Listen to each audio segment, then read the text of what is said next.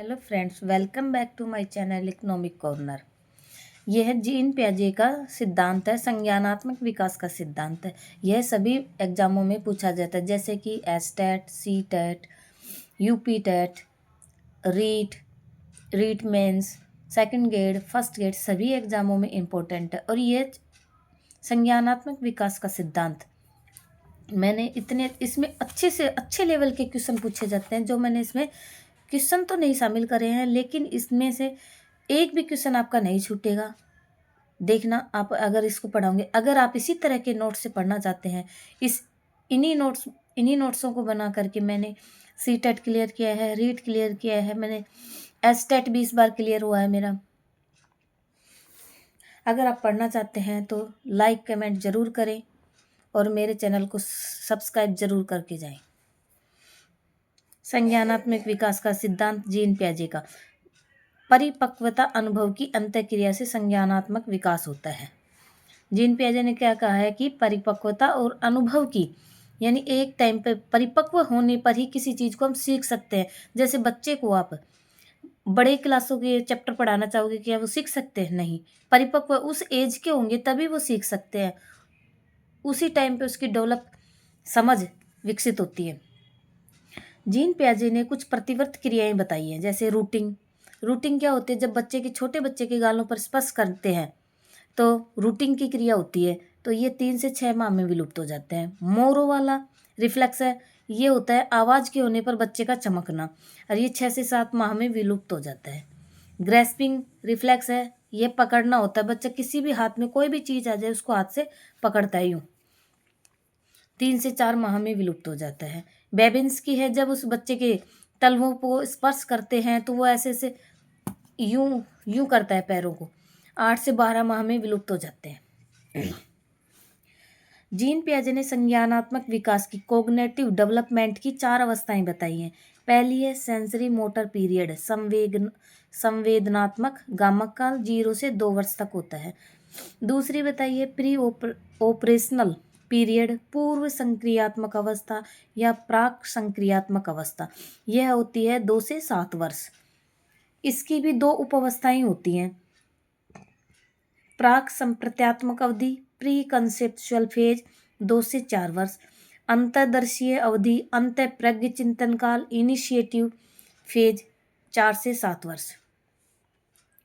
तीसरी है concrete operational period, मूर्त या ठोस संक्रिया का काल, यह 7 से 11 वर्ष होती है।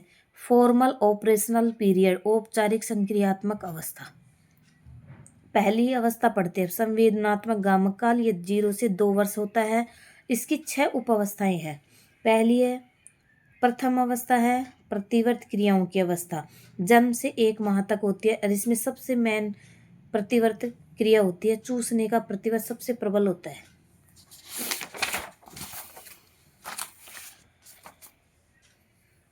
दूसरी इसकी उपअवस्था है पहली अवस्था की सेंसरी मोटर पीरियड की, इसकी दूसरी उपअवस्था होती है प्रमुख वृत्तीय प्रतिक्रियाओं की अवस्था, यानी वृत्तीय बार बार करना, यह 1 से 4 माह की होती है। 1 से 4 माह में होती है प्रतिवर्त क्रिया, अनुभूतियों के द्वारा कुछ हद तक परिवर्तित दोहराना, अधिक समन्वित होती है, ये शरीर प्रधान होती हैं, वृत्तीय यानी दोहराना प्रतिक्रियाएं। तृतीय उपअवस्था गौण वृत्तीय प्रतिक्रियाओं की अवस्था। तृतीय कौन सी उपअवस्था है? गौण वृत्तीय प्रतिक्रियाओं की अवस्था, stage of secondary circular reaction, यह 4 से 8 माह होती है। इस अवस्था में शिशु वस्तुओं को उलटने पलटने तथा छूने पर ध्यान, न कि अपने शरीर की प्रतिवर्त क्रियाओं पर, वह उलटने पलटने पर ध्यान देता है, न कि अपनी शरीर की प्रतिवर्त क्रियाओं पर। ऐसी अन्य क्रियाओं को दोहराना जो उसे सुनने या करने में रोचक और मनोरंजक लगे।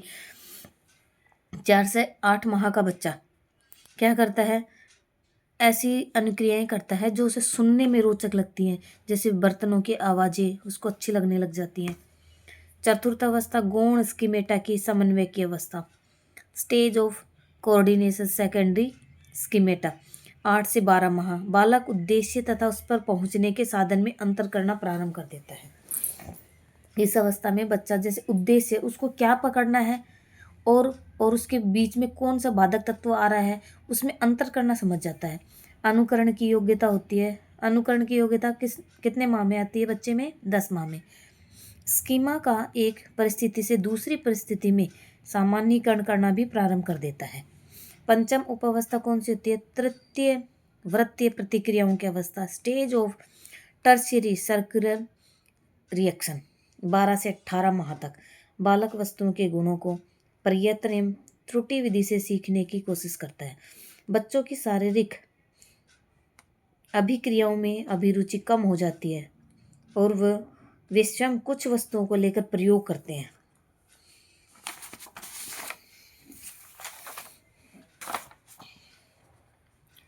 उत्सुकता अभिप्रेरक अधिक प्रबल हो जाता है, उसमें जिज्ञासा प्रबल हो जाती है। वस्तुओं को ऊपर से नीचे गिराकर अध्ययन करने की प्रवृत्ति अधिक होती है। छठी उपावस्था मानसिक संयोग द्वारा नए संशोधनों साधनों की खोज की अवस्था। 18 से 24 माह बालक वस्तुओं के बारे में चिंतन प्रारंभ कर देता है, उन वस्तुओं के प्रति भी अनुक्रिया प्रारंभ कर देता है जो दृष्टिगोचर नहीं होती। इस गुण को वस्तु स्थायित्व का गुण कहते हैं। बालक में वस्तु स्थायित्व का गुण कब आता है? 18 माह में।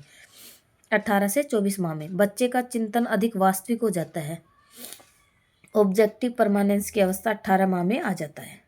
ये इंपॉर्टेंट है, कई बार पूछा जाता है एग्जाम में। प्राक पूर्व संक्रियात्मक अवस्था, यह दूसरी अवस्था है। प्री ऑपरेशनल पीरियड 2 से 7 वर्ष। प्राक संप्रत्यात्मक अवधि, यह 2 भागों में बांटी गई। प्राक संप्रत्यात्मक अवधि प्री कंसेप्चुअल फेज 2 से 4 वर्ष होती है। इस अवस्था में बालक सूचकता विकसित कर लेते हैं। सूचकता से तात्पर्य इस बात से होता है कि बालक यह समझने लगता है कि वस्तु, शब्द, प्रतिमा तथा चिंतन किसी चीज के लिए किया जाता है। संकेत, सिंबल तथा चिन्ह के को प्राक संक्रियात्मक चिंतन का महत्वपूर्ण साधन माना जाता है। यानी कोई संकेत, चिन्ह, साइन प्राक संक्रिया का महत्वपूर्ण साधन माना जाता है। बालक खेल तथा अनुकरण द्वारा सूचकता के अर्थ को समझते हैं। प्राक संक्रियात्मक चिंतन की 2 परिसीमाएं इसकी इस अवधि की। दूसरी फेज है प्राक पूर्व संक्रियात्मक अवस्था की उपावस्था है प्राक संप्रत्यात्मक अवधि की। इसकी 2 चिंतन की परिसीमाएं होती है। एक तो जीववाद एनिमिज्म चिंतन की ऐसी सीमा जिसमें बालक निर्जीव वस्तुओं को भी समझता है, सजीव समझने लगता है। जैसे चंद्रमा को क्या समझता है कि वो अपने साथ साथ चल रहा है। आत्मकेंद्रितता, इसमें बालक अपने विचार तथा दूसरे के विचारों में भेद नहीं कर पाता, बालक सिर्फ अपने विचार को ही सही मानता है। इकोसेंट्रिज्म, ये 2 परिसीमाएं कौन सी अवस्था की? दूसरी अवस्था की पहली उपावस्था की 2 परिसीमाएं कौन कौन सी? एक तो एनिमीज में पूछी जाती हैं, आत्मकेंद्रितता इकोसेंट्रिज्म, ये कौन सी अवधि में होते हैं? 2 से 4 वर्ष में। और इसका एग्जाम्पल कौन है? 3 माउंटेन टास्क।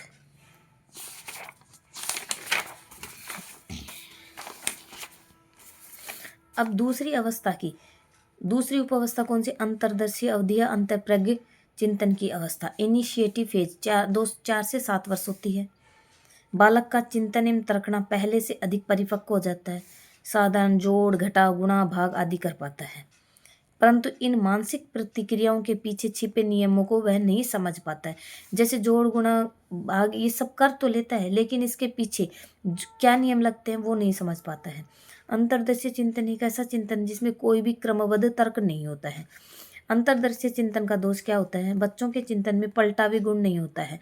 जैसे कि वह बालक से समझता है कि 2 × 3 = 6 होता है, परंतु वह यह नहीं समझता है कि 6 ÷ 2 = 3 कैसे हुआ, यह नहीं समझ पाता है।